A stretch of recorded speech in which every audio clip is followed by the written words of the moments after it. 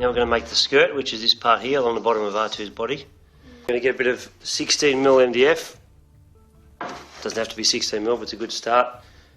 We're going to make this 337mm long by 275mm wide.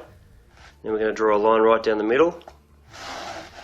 And then down that line you're going to measure halfway. And then you're going to set your compass, or your dividers, to an arc of that distance to that distance, and scribe a curve and do it on both ends and cut your first piece. That piece there is the beginning of the bottom of R2's base skirt. After you've done that, you need to cut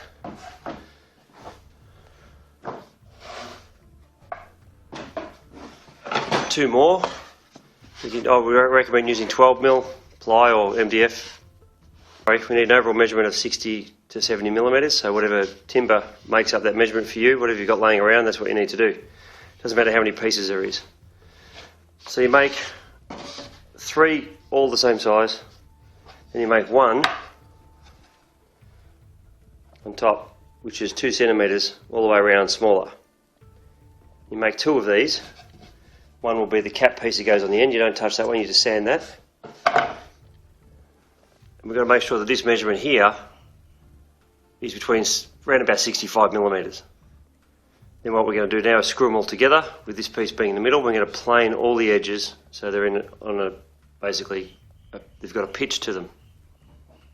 And the other piece will go on top of the end. And this is R2D2 upside down. We have beginning to do the bottom skirt.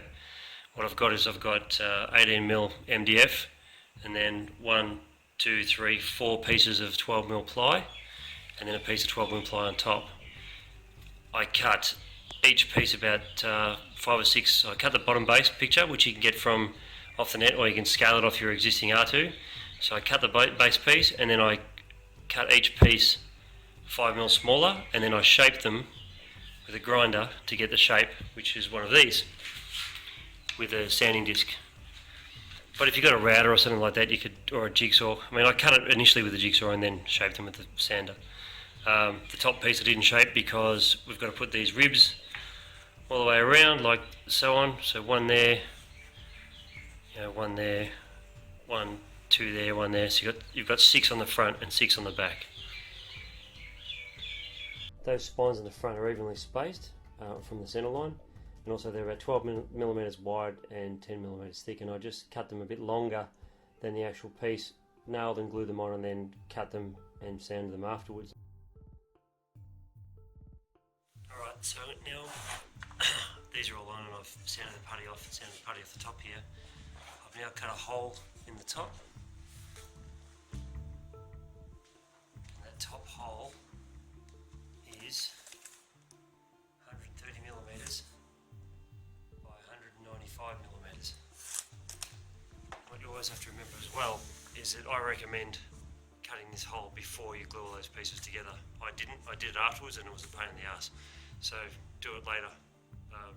Do it first before you put all these pieces together. And now that I've done that, I've just got wood filler on my fingers, and I've rubbed it in all the grooves. I'm going to sand it all off and make it all nice and smooth. Okay, once you've sanded it all, I've got to refill some spots, but before you refill it and paint it, you've got to position it perfectly symmetrical, so these 2 bars are in line with that front of your R2 unit there, like that. Once you do that, mark all the way around so you know exactly where it sits, and in here mark the front, and in there mark the back, so you know exactly where every part's going to go, so you can go back in the same spot. Then we're going to take it off, drill some holes in the base. From inside we're going to screw the base down. I don't know if you can see it, but I drilled 4 holes in the base from the other side, clearance holes in the base to just anywhere, make sure it goes into the meat of the skirt, obviously. So I just drilled it from the other side, and then I put it up on top like this,